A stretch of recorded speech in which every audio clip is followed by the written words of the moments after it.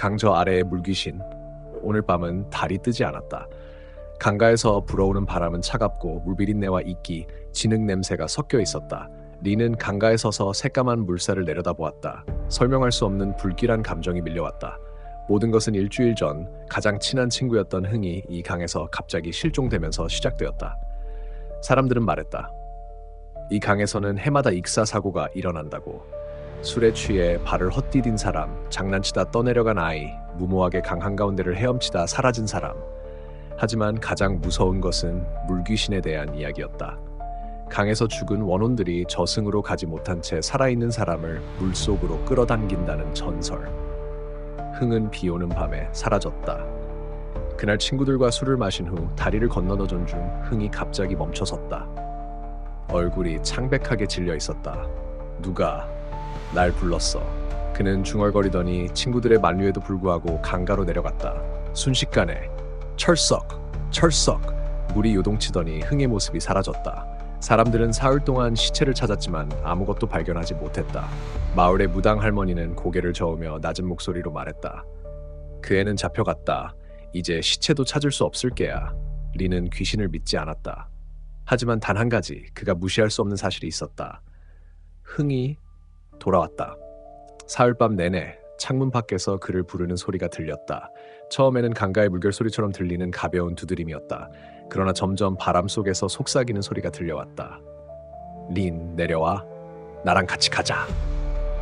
처음에는 잘못 들은 줄 알았다. 하지만 셋째 날 밤 그 목소리가 더욱 또렷해지고 가까워지자 린은 깨달았다. 저것이 나를 찾고 있다. 한밤중 그는 조심스레 창문 틈을 통해 밖을 내다보았다.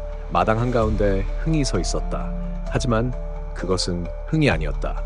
피부는 시체처럼 새하얗고 젖은 옷에선 물이 뚝뚝 떨어졌다. 눈동자는 온통 새까맸고 입술이 파르르 떨렸다. 그러다 갑자기 웃었다. 입가가 양쪽 귀까지 찢어지듯 벌어지며 날카로운 이빨들이 드러났다. 리는 심장이 미친 듯이 뛰었다. 저건 흥이 아니야. 그러나 그것은 천천히 문 쪽으로 다가오고 있었다. 다음 날 리는 급히 무당 할머니를 찾아갔다. 할머니는 긴 한숨을 내쉬었다. 이미 내 이름을 불렀다면 남은 시간이 얼마 없다. 물귀신은 다른 희생자가 있어야만 떠난다고 했다. 이번에는 린을 선택한 것이었다. 할머니는 부적을 건네며 말했다. 절대 대답하면 안 된다. 목소리가 들리면 눈을 감고 귀를 막고 사라질 때까지 버텨야 해. 그날 밤 린은 손에 부적을 꼭 쥔 채 침대에 누웠다.